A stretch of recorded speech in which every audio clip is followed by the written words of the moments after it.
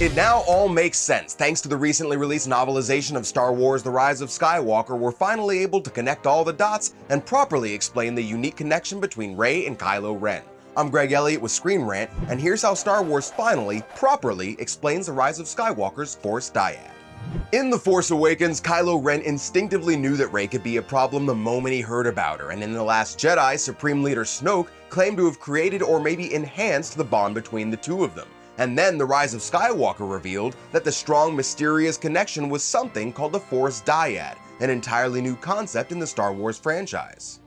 As Rey and Kylo both grew in the Force, the Dyad grew stronger. They became able to fight each other across great distances and even teleport objects from one to the other. And the movie did a pretty lousy job of explaining any of it, but little by little, Star Wars tie-ins are beginning to do so. Both the Rise of Skywalker visual dictionary and Ray Carson's novelization of the film shine some light on what's going on, finally helping fans actually understand just what happened in the film. So, the Force Dyad seems to be an entirely natural phenomenon in the Star Wars universe. In the Rise of Kylo Ren tie-in comics, we got our first tease of it when Kylo is fighting the old leader of the Knights of Ren.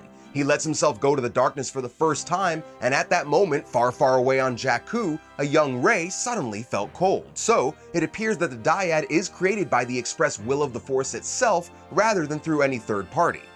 The Rise of Skywalker visual dictionary stresses that the Dyad can be nurtured and developed, which is what happened years later when Kylo tried to probe Rey's mind in The Force Awakens. The novelization of The Last Jedi explains that that moment unlocked something in her head and she became connected to Ben's knowledge and training. Even though at the time she didn't understand what was happening, this is what allowed her to use a Jedi mind trick to escape and later match Kylo in a duel. In The Last Jedi film, we briefly see a mural on Ahch-To of what we now know is the Prime Jedi, the first member of the Jedi Order who founded the Jedi and constructed the temple. The mural is set up almost like a yin and yang symbol. Light and dark are given equal importance, and therefore, the Prime Jedi represents not just the light side of the Force, but both the darkness in the light and the light in the darkness.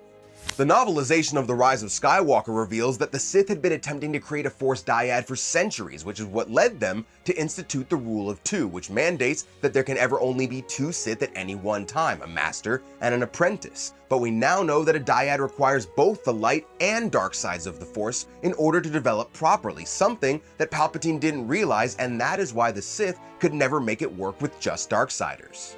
Both Rey and Kylo struggled with the two sides of the Force throughout the films. Rey tries hard to commit to the light, but there is still a ton of anger and pain inside her, and Ben is the opposite. Although he tries to embrace the dark side and bury the light, he was never able to completely do so. So, like the Prime Jedi, both Rey and Ben are the light in the darkness and the darkness in the light, which is the reason why the Dyad worked for them and not with any previous Sith duos.